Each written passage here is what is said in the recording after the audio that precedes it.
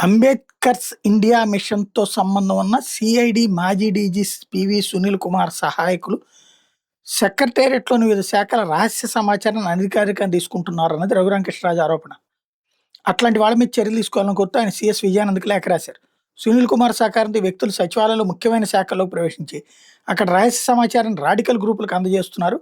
కాకినాడ నుంచి సమాచార హక్కు చట్టం దరఖాస్తులను పెడుతున్నారు. ఇలాంటి చర్యలు గోప్యతకు భంగం కలిగించడమే కాకుండా రాష్ట్ర పరిపాలన సమగ్రతను దెబ్బతీస్తాయి. ఓవైపు ముఖ్యమంత్రి చంద్రబాబు, మంత్రి లోకేష్ రాష్ట్రాన్ని పెట్టుబడుల కేంద్రంగా ప్రమోట్ చేయడంతో పాటు పలు ప్రాజెక్టులను తీసుకొస్తున్నారు. ఇట్లాంటి పరిస్థితుల్లో ఇట్లాంటి ఇన్ఫార్మల్ చర్యలు పెట్టుబడిదారుల విశ్వాసాన్ని దెబ్బతీసే ప్రమాదం ఉందని పేర్కొన్నారు. వ్యవహారం మీద సమగ్ర విచారణ జరిపించి బాధ్యుల మీద క్రమశిక్షణ చర్యలు తీసుకోవాలన్నారు. సమాచార హక్కు చట్టం అనేది ఓపెన్ చట్టం. దాంట్లో పెడితే క్రైమ్ ఎట్ అవుతుంది. ఇంకోటి, ఇదివరకు జగన్ జీవోల్ని రహస్యంగా దాచారు, హిడెన్ చేశారు. ఆ దుర్మార్గమైన ఈయనే కదా రచ్చబండ పెట్టి మాట్లాడింది. ఇప్పుడు హిడెన్ చేయకొస్తే కనుక ఇది ఓపెన్ చేస్తే వాళ్ళకి నష్టం జరిగేది ఏంది? ఏ పరిశ్రమ ఏంటి, వాడు ఎంత పెట్టుబడి పెడుతున్నాడు, వాడికి ఎంత ప్రయోజనం చేకూరుస్తున్నారు అన్నది బయటికి తెలియాలి కదా, ప్రజలకు తెలియాలి కదా, మంచో చెడు చర్చ జరగాలి కదా.